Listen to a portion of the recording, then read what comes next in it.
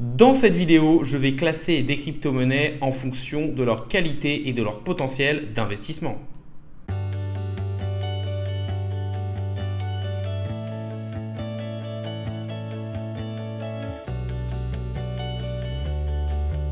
Salut à tous, c'est Inspecteur Crypto, bienvenue dans la vidéo du jour où je vais vous présenter 100 projets crypto et les classer dans différentes catégories en fonction de mon avis et de différents arguments. Premier disclaimer, je ne suis pas conseiller en investissement financier, donc il faut bien faire vos propres recherches de votre côté et surtout ce que je vais dire ou ce que je vais penser de ces projets ne va prendre en compte que mes recherches personnelles. Sur certains projets, moi pour faire des tris, on va dire que j'ai certains red flags. Possiblement le projet est un excellent projet et je n'ai pas vu tel ou tel détail qui m'aurait pu me faire changer d'avis.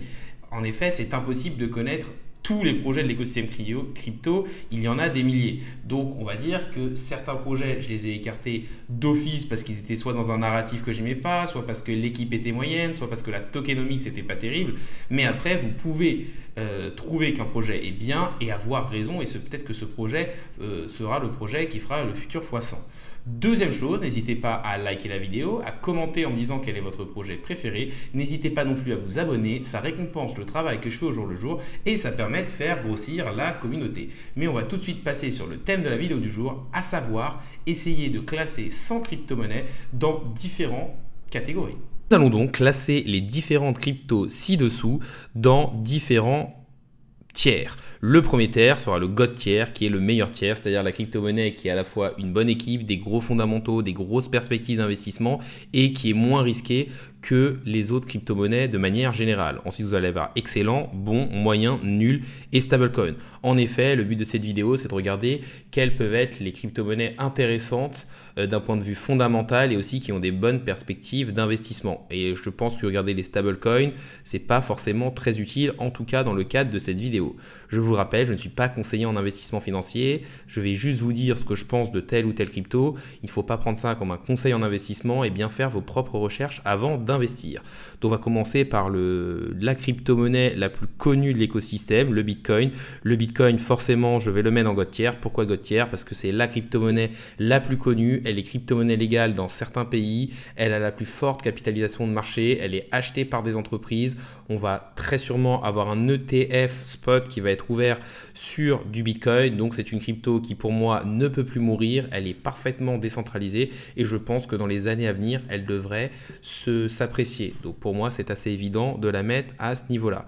Ensuite, je vais mettre tous les forks du Bitcoin dans nul parce que je ne vois pas d'utilité. Vous allez avoir Bitcoin Cash, Bitcoin Gold, etc. Bitcoin SV qui pour moi sont juste des forks du Bitcoin, c'est-à-dire des copies du Bitcoin qui veulent changer une ou deux choses. Mais pour moi, le Bitcoin est réellement la crypto-monnaie qui a réussi et tous ces forks, c'est-à-dire ces copies un petit peu modifiées, n'ont pas vraiment de perspective. Ensuite, on va avoir Atom Cosmos, pour moi une crypto-monnaie excellente. Je la mettrai dans excellent et pas dans God tier parce que pour moi, elle a de l'adoption, mais elle est encore en forte concurrence avec Polkadot, même si c'est au niveau de Atom Cosmos que se font la plupart des transactions. Il y a encore Polkadot et beaucoup d'autres crypto-monnaies au niveau des layers 0, c'est-à-dire des layers, enfin des couches qui vont interconnecter différentes blockchain entre elles, et je pense qu'au niveau de l'interopérabilité qui est pour moi un des narratifs du prochain bull run, Atom Cosmos est la crypto-monnaie la mieux placée et je la mets pas encore en God tier parce que pour l'instant on va dire que le jeton n'est pas très utile, il n'est pas encore au centre de l'écosystème. Donc là c'est vrai qu'il y a la sécurité partagée qui arrive et du coup qu'on pourrait toucher énormément d'argent grâce à sa market cap, mais pour le moment Atom n'est pas forcément le meilleur jeton. Ensuite là on voit le BAT, le Basin Attention, je vais le mettre en moyen. En fait le fondamental du projet est pas mal, c'est un peu faire un Google Chrome, sauf dans lequel vous allez gagner des cryptos pour les pubs que vous pourrez possiblement voir. Donc on va dire que c'est assez intéressant, mais pour l'instant l'adoption est très moyenne et en termes d'investissement, je ne pense pas que ce soit un projet exceptionnel. On va ensuite avoir AAVE qui est le leader au niveau de la finance décentralisée. C'est un protocole de prêt-emprunt. Pour moi, c'est un super protocole qui n'a pas été hacké, qui a énormément de fonds bloqués dessus ou de TVL, qui a une équipe très forte et qui surtout n'a plus rien à prouver. Et en tant que leader, je pense que le jeton peut s'apprécier dans les années à venir. On va ensuite avoir OneWitch que je vais mettre en moyen. OneWitch est un agrégateur, c'est-à-dire que quand vous allez passer par OneWitch, il va essayer de vous trouver le chemin dans lequel vous allez payer le moins de frais pour acheter telle ou telle crypto-monnaie. Donc le protocole en soi est très intéressant, il est quand même pas mal capitalisé, mais le jeton est seulement un jeton de gouvernance et dans l'agrégateur qu'est OneWitch, je ne vois pas trop l'utilité de ce jeton de gouvernance. Donc pour moi, le jeton n'étant pas très utile, je ne vois pas l'intérêt d'investir dedans. Ensuite, vous allez avoir Cardano. Donc Cardano, c'est une blockchain Layer 1 qui se veut Ethereum killer. Pour moi, la bataille des Layer 1 étant gagnée par Ethereum et l'adoption sur Cardano étant moyenne, je le mettrai dans moyen. C'est-à-dire que le projet d'un point de vue technologique est intéressant, mais pour moi, il n'y a pas d'adoption et pas de réelle utilité parce qu'Ethereum fait pour l'instant ce que fait Cardano en mieux et en étant beaucoup plus utilisé. C'est pour ça que je le mettrai en moyen, même si le projet est technologiquement intéressant. Ensuite, on va avoir Algorand, donc je le mettrai aussi dans moyen parce que pour moi, Algorand, c'est un projet encore de Layer 1 et que pour l'instant, si Cardano n'a pas réussi, je ne vois pas pourquoi Algorand réussirait. Peut-être que d'un point de vue prix, il pourrait s'apprécier, mais je pense que d'un point de vue adoption, on n'y est pas encore. Ensuite, on va avoir Axie Infinity, je le mettrai dans nul. Alors d'accord, il est le leader au niveau de gaming, mais moi je trouve que le jeu n'est pas très beau en soi. Je trouve qu'il y a quand même énormément de limites au niveau de sa tokenomics et surtout qu'il n'y a pas énormément d'utilisateurs. Et pour moi, ce qui va permettre à un jeu gaming de vraiment exploser, ce sera un jeu qui sera bien fait, un jeu game changer, comme par exemple un FIFA, un San Andreas ou un Fortnite. On a ensuite PancakeSwap, moi je le mettrai dans nul. Si vous voulez, d'un point de vue technologique, c'est pas forcément folichon, c'est une copie d'Uniswap, c'est un échangeur décentralisé sur lequel vous pouvez acheter les crypto-monnaies, mais je trouve que la tokenomics est pas terrible. Après, c'est l'échangeur décentralisé numéro 1 de la Binance Smart Chain, mais pour moi, au niveau de l'utilisation, il est pour l'instant pas énormément utilisé, sauf pour les personnes qui veulent acheter avec peu de frais. Et je trouve que quand même, l'échangeur décentralisé le plus utilisé reste Uniswap, et donc c'est pour ça que je vois pas trop d'avenir pour PancakeSwap. Avalanche, c'est un projet que je vais mettre dans bon, c'est-à-dire que c'est un projet que je trouve intéressant, qui au niveau des layers 0, qui a quand même un écosystème, qui a quand même une adoption. Après, j'ai trouvé qu'au niveau de son prix, il y avait une forte pression vendeuse avec une tokenomics vraiment affreuse. Vraiment, en 1 ou 2 ans, on a fait plus de x2 ou x3 sur le nombre de jetons en circulation. Je pense que Avalanche aura du mal à aller refaire un ATH, mais d'un point de vue investissement, c'est un jeton qui peut peut-être aller chercher le x10 et quand même faire de beaux rendements. Là, je vois le Chiliz, donc c'est un jeton que je vais mettre en moyen. C'est-à-dire qu'au niveau de son écosystème du sport et des fan tokens, c'est-à-dire des tokens qui vont supporter un club de foot, comme par exemple ou un club de basket, tout ça en tout cas, un club au niveau du sport, je trouve que leur technologie est intéressante et que ça peut vraiment permettre de rassembler la communauté sportive. Après, l'adoption est quand même moyenne et on voit qu'au niveau de son action de prix, que le jeton a du mal à s'y remettre. Après, peut-être qu'il pourra faire quelque chose au nouveau bull run, mais pour moi, je ne vois pas d'énormes perspectives pour Chiliz parce qu'ils ont déjà énormément de partenariats et que pour l'instant, ça ne se reflète pas dans les prix. On va ensuite avoir le DAI, donc ça c'est un stablecoin que je classe directement là. Là, vous allez avoir le Dash. Alors pour moi, Dash, c'est une très vieille crypto-monnaie qui est un fork de Litecoin, qui est lui-même un fork du Bitcoin, c'est-à-dire c'est encore un layer 1. Pour moi, il n'y a pas forcément d'adoption dessus, c'est un vieux projet qui est quasiment mort, donc voilà pourquoi je le mets directement là. Là, on a Elrond, je vais le mettre en moyen. Alors Elrond qui maintenant s'appelle Multiverix, c'est un projet qui en soi est pas si mauvais que ça. Maintenant, je trouve que c'est un projet qui est très marketing, donc ça veut dire que d'un point de vue fondamental, c'est plutôt moyen-moyen. Ils ont une bonne équipe, mais l'équipe saute, on va dire, sur les différents narratifs. Et je trouve le fait de ne pas rester focus sur le projet qu'ils essaient de faire fait qu'on a du mal à suivre le projet, on ne sait pas trop ce qu'ils veulent faire, ils veulent juste attirer beaucoup d'utilisateurs, mais j'ai l'impression que c'est plus du marketing qu'autre chose et qu'ils auront du mal à réellement bien marcher. Ensuite, on va avoir Ethereum, la deuxième crypto que je vais mettre en God tier. Pourquoi ? Parce que pour moi, Ethereum, c'est la seule crypto qui pourrait, pourquoi pas, dépasser le Bitcoin en termes de market cap. C'est là qu'il y a le plus de développeurs, c'est là qu'il y a le plus d'adoption, c'est là qu'il y a le plus d'argent bloqué, qu'il y a le plus d'applications, c'est là qu'il y a énormément de transactions et énormément de valeur. Et en plus de ça, avec leur technologie qui est en train d'évoluer vers des layers 2 pour être plus rapide au niveau des transactions et moins cher en passant justement par des alternatives, je pense qu'Ethereum a gagné la bataille des layers 1 et que c'est une crypto-monnaie qui est game changer. Ensuite, on va avoir le Dogecoin. Donc le Dogecoin, c'est assez compliqué. En fait, je le mettrai dans moyen parce que d'un point de vue technologique, il n'y a pas de fondamental derrière. Ça a été fait à la base comme une blague pour un peu se foutre de la gueule, excusez-moi du terme, des crypto-monnaies. Et c'est vrai que là, on va dire que c'est devenu une monnaie communautaire qui est poussée par Elon Musk. Et je trouve ça assez dangereux d'investir sur quelque chose qui est poussé juste par une seule personne. Je pense que si Elon Musk dit qu'il n'investit plus dans le Dogecoin et qu'il n'y porte plus attention, c'est une crypto-monnaie qui aura du mal à performer. C'est pour ça que j'ai du mal à la mettre au-dessus de moyen. Ensuite, on va avoir le Curve. Alors Curve, c'est une crypto-monnaie que je mettrais plutôt dans bon. En fait, ils sont au niveau de la finance décentralisée comme AAVE. C'est un protocole hyper intéressant qui du coup permet de générer du rendement.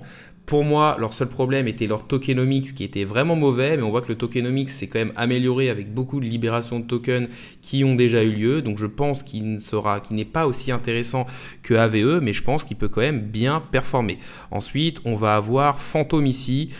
Ethereum classique, excusez-moi, alors là je le mets dans nul, c'est un fork d'Ethereum en fait, et tout simplement c'est une copie d'Ethereum qui avait pour but de changer certaines choses. Moi je ne vois pas trop l'utilité, sachant que Ethereum a gagné la bataille des Layer 1. Là on va enfin avoir Phantom, donc Phantom je le mettrai en moyen, c'est-à-dire que pour moi c'est encore un Layer 1 et un peu un Ethereum killer, donc je ne vois pas comment Phantom pourrait battre Ethereum. Après on a quand même vu qu'il y avait une communauté et qu'il y avait pas mal de choses qui se faisaient au niveau finance décentralisée, donc pourquoi pas une reprise au prochain bull market, même si je n'y crois pas énormément. Autre projet intéressant, c'est le Binance Coin. C'est tout simplement la crypto-monnaie utilitaire de l'échangeur centralisé Binance, qui est le plus gros échangeur au monde, et aussi la crypto qui est utilisée pour payer les frais sur la Binance Smart Chain. Donc je pense que c'est une crypto qui est déjà fortement capitalisée, mais qui peut aussi s'apprécier parce que la porte d'entrée des crypto-monnaies, pour l'instant, se fait par les échangeurs centralisés. Projet suivant, il s'agit de Filecoin. Je vais le mettre dans moyen. Si vous voulez, c'est un projet qui, fondamentalement parlant, est très intéressant. Ils sont au niveau de la du stockage de données de manière décentralisée, mais le gros problème c'est que la tokenomics est très mauvaise et qu'énormément de personnes à cause de cette mauvaise tokenomics ont perdu confiance dans le projet. Donc je le vois mal comment il pourrait monter. Autre projet, alors celui-là je vais le mettre dans moyen, il s'agit de Chronos qui est la crypto-monnaie de Crypto.com qui est un échangeur centralisé qui est concurrent à Binance. Donc pour moi je le trouve inférieur à Binance et surtout on va dire que j'aime pas trop les crypto-monnaies d'échangeurs centralisés. On va dire que le Binance Coin est plus intéressant parce qu'il sert aussi de frais de gaz sur la Binance Smart Chain qui est quand même utilisée et c'est pour ça que Chronos pour moi va en moyen. On peut mettre aussi la crypto-monnaie de l'échangeur KuCoin qui pour moi ira aussi dans moyen. Là je vois ICP, alors c'est un projet que je mets dans nul. Pour moi c'est un projet qui fondamentalement parlant était pas mauvais, mais le problème c'est qu'ils ont fait un lancement catastrophique où les investisseurs qui ont investi dans les premiers ont dumpé littéralement à la gueule du retail comme vous et moi, et du coup ça a fait que avec cette tokenomics affreuse, le prix du jeton a vraiment énormément chuté et je vois pas comment il pourrait avoir de l'adoption sur un projet qui est littéralement non communautaire. Ensuite on va avoir GRT. Alors pour moi c'est un très bon projet et c'est un projet qui parie sur l'adoption du Web3. En effet, c'est un projet qui va permettre de faire des recherches et des requêtes au niveau de la blockchain. C'est un peu le Google des crypto-monnaies. Et donc, d'un point de vue utilité, c'est un projet, si le Web3 est adopté, qui sera hyper utile pour les développeurs pour faire des recherches au niveau de la blockchain. Donc pour moi, c'est un projet qui peut être utilisé. Après, est-ce que d'un point de vue prix, il va exploser et est-ce que c'est pas le type de projet qui est arrivé peut-être un peu trop tôt parce que l'adoption du Web3 ne se fera peut-être que dans 20 ou 30 ans? Ça, c'est des questions qu'il faut se poser avant de vouloir investir dans ce type de projet. Là, on a FTX, le jeton de l'échangeur centralisé FTX. Alors pour moi clairement, enfin c'est le FTT, je n'investirai pas dedans. Il y a eu énormément d'arnaques au niveau de cette plateforme. Là ils sont en train de relancer les choses. Moi je pense pas que les personnes vont oublier et leur pardonner et je pense pas que c'est un jeton dans lequel il faut investir. Ensuite, là, on va avoir Unus Leo qui est la crypto-monnaie de Bitfinex, encore un échangeur centralisé. Je pense exactement la même chose que les autres échangeurs. Là, on va avoir le Litecoin. Je vais le mettre en moyen. Pour moi, si vous voulez, c'est un fork du Bitcoin. Donc pour moi, d'un point de vue utilité, c'est pas quelque chose de très utile.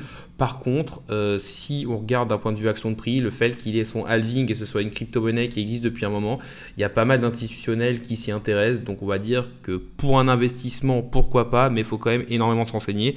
Et il y a beaucoup de risques derrière. Là, on a Mana Decentraland qui est au niveau du métaverse. En fait, ils ont créé un métaverse dans lequel vous pouvez faire différents jeux.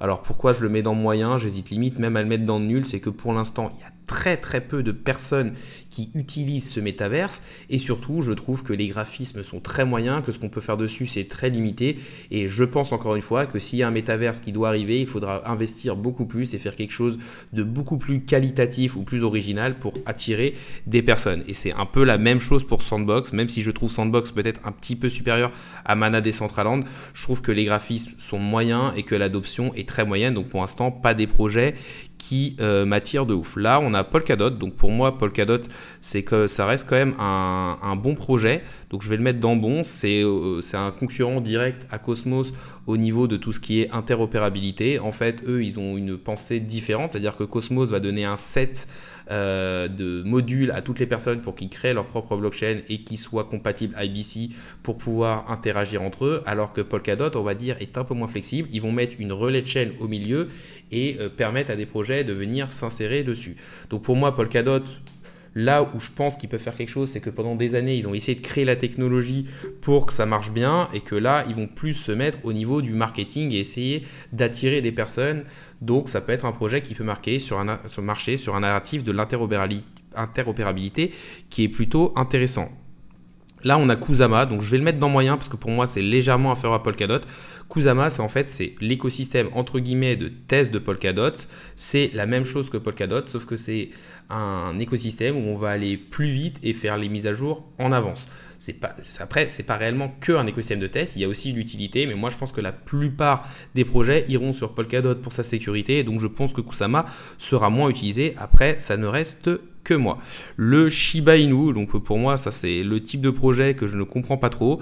Je vais le mettre dans moyen et pas dans nul parce qu'il y a quand même une énorme communauté derrière et on sait que le côté communautaire peut faire en sorte que des projets fassent gagner énormément d'argent aux personnes, mais c'est vrai que d'un point de vue fondamental, je ne vois pas trop l'utilité d'un tel projet. On va ensuite avoir le Terra Luna. Alors ça, c'est l'écosystème qui a craché.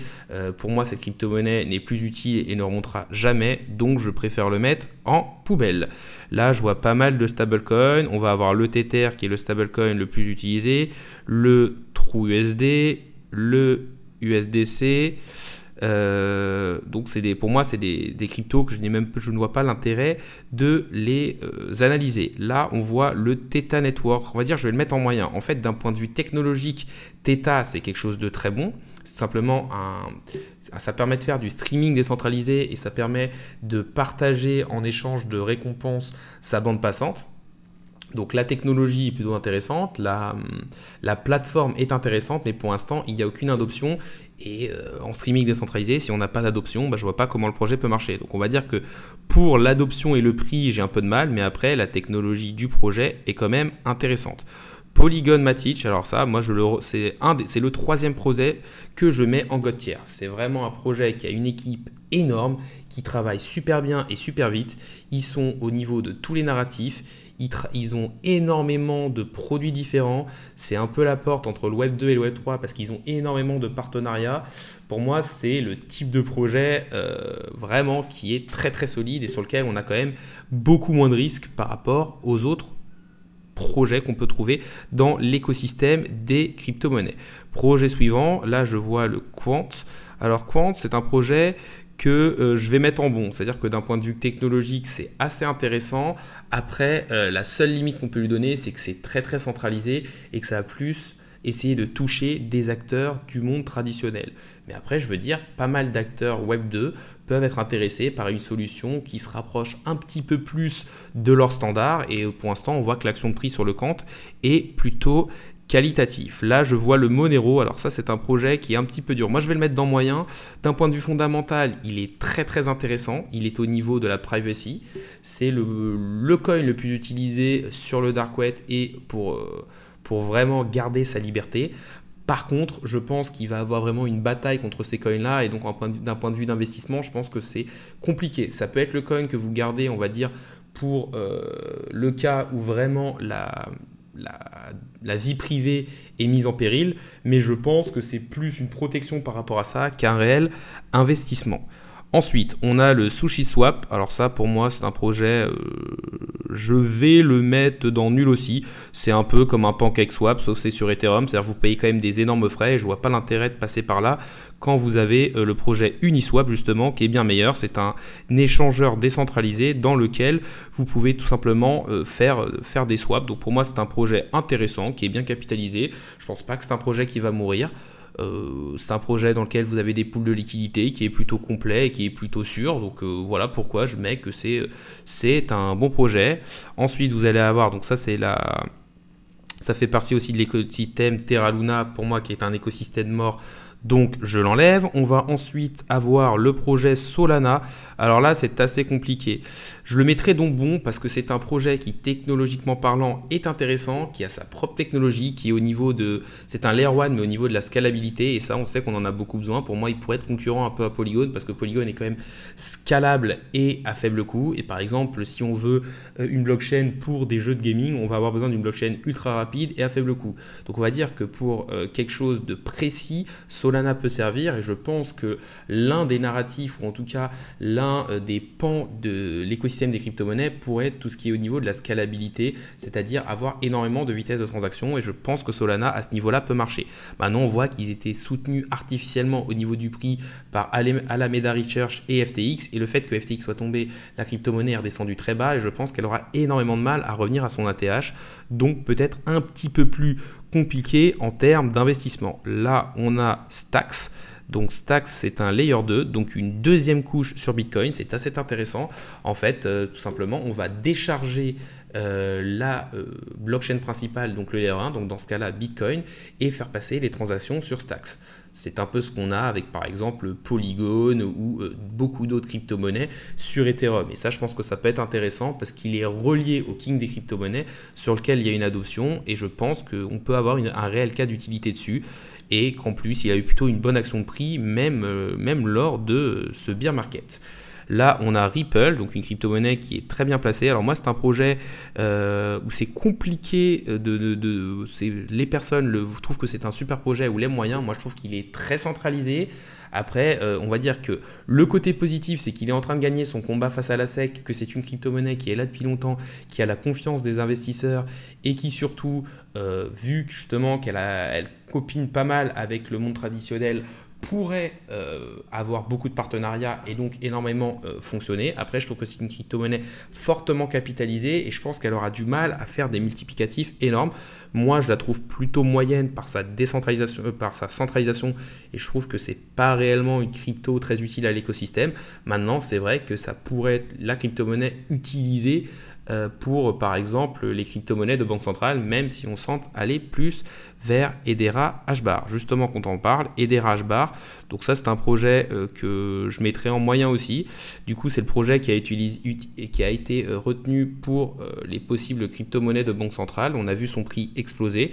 Donc on va dire qu'il a ce lien avec le côté plus traditionnel en dehors de l'écosystème crypto qui peut faire que son prix explose pas mal, mais après on verra ce que ça donne, mais pour moi c'est pas non plus une technologie révolutionnaire. On va ensuite avoir Mina qui est la blockchain la plus légère du marché. Alors pour moi, Mina, je vois pas trop son utilité en tant que telle. Je trouve que on va avoir Ethereum sur laquelle il va avoir la majorité des transactions qui vont être faites. On va avoir tous les layers de autour, avec par exemple Polygon, avec zkSync, etc., etc. Et donc, je pense que tout ce qui est Layer 1 va avoir du mal à avoir de l'utilité, sauf par exemple peut-être Solana si on cherche beaucoup de transactions par seconde. Donc, pour moi, Mina, j'ai un peu de mal avec ce projet pour voir son utilité et aussi son action de prix est vraiment très mauvais depuis Un moment, là on a MakerDAO, donc MakerDAO je mettrais moyen. Alors oui, ils ont créé un stablecoin, mais hormis le fait d'avoir créé un gros stablecoin, je vois pas trop leur utilité. C'est un jeton de gouvernance et je pense que AAVE et Curve sont plus utiles que ce projet dans un portefeuille, donc je ne vois pas trop l'utilité de le posséder en portefeuille. Là, on va avoir du wrapped Bitcoin, donc ça, je vais le mettre dans moyen dans le sens où pour moi, si on investit dans du Bitcoin, autant investir dans des vrais Bitcoins qu'on détient sur sa ledger. Le wrapped Bitcoin, en fait, est utile parce qu'il va permettre d'utiliser du Bitcoin, par exemple, sur d'autres blockchains comme Ethereum, mais sinon, en termes de projet, on va dire que c'est le projet Bitcoin. Et donc, en fait, je le mets dans moyen parce que pour moi, si vous voulez avoir des Bitcoins, autant avoir des vrais Bitcoins. Ensuite, projet suivant, VeChain. Alors là, pour moi, c'est un projet où je suis un peu entre les deux. Donc, c'est un projet où je le mettrais plutôt dans moyen. C'est-à-dire qu'il est au niveau d'un narratif intéressant, il est au niveau de la chaîne d'approvisionnement, du suivi de la chaîne d'approvisionnement.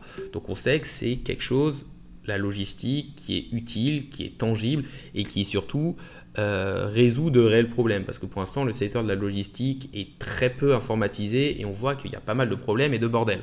En plus, ça peut aider aussi à lutter contre tout ce qui est fraude et faux. Mais c'est vrai que pour moi, il y a deux principaux problèmes avec VeChain. C'est déjà qu'il y a beaucoup de concurrents qui sont en train d'émerger et surtout que leurs principes, là, ils sont très très reliés à la Chine. Et ça, c'est vrai que d'un point de vue politique, ça pourrait leur poser quelques problèmes. Mais je pense que c'est quand même un projet qui peut avoir une bonne action de prix. J'ai décidé de couper la vidéo à ce niveau-là pour pas que ça fasse une vidéo trop longue. Là, on va être sur quasiment 30 minutes de vidéo. Pour moi, c'est un petit peu le maximum. Après, je pense que les gens peuvent décrocher, sachant qu'il y a énormément de projets différents et énormément d'informations. Donc, je ferai la suite de cette vidéo avec les 40 ou 50 crypto-monnaies qui restent. N'hésitez pas à liker les vidéos, à commenter ou à vous abonner. Ça récompense le travail que je fais au jour le jour et ça permet de faire grossir la communauté. La vidéo du jour est maintenant finie. Salut à tous et à la prochaine.